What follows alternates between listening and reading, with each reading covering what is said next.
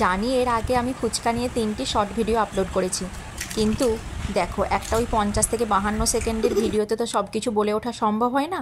যারা আমার মতো ফাস্টফুড খেতে পছন্দ করো অথচ স্ট্রিট ফুড খেতে ভালোবাসো না, তাদের জন্য বাড়িতে কিভাবে খুব সহজেই আমি ফুচকা বানিয়েছি। আগামী 4 মিনিটের একটা সেকেন্ডও যাতে তোমাদের নষ্ট না হয় সেই দায়িত্ব আমার।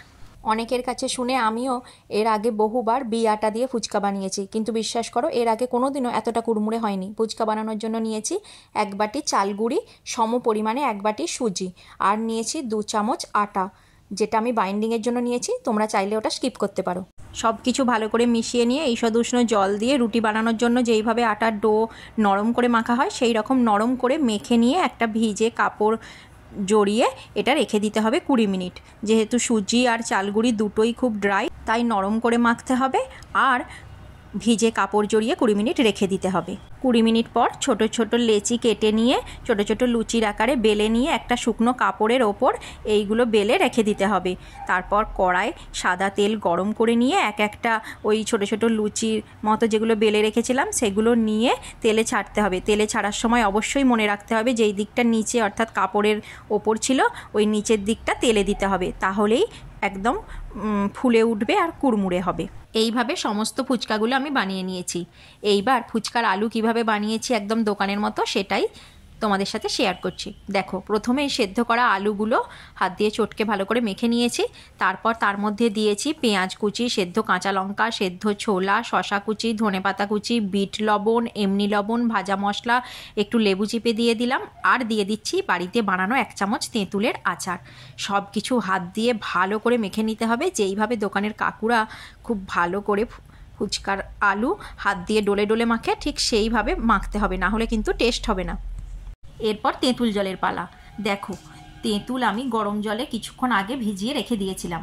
তারপর হাত দিয়ে ডলে ডলে তেঁতুলটা ওই জলের সাথে ভালো করে মিশিয়ে নিয়ে ছিবড়েগুলো ফেলে দিয়ে তেঁতুলের জলটা আলাদা করে রেখে দিয়েছি।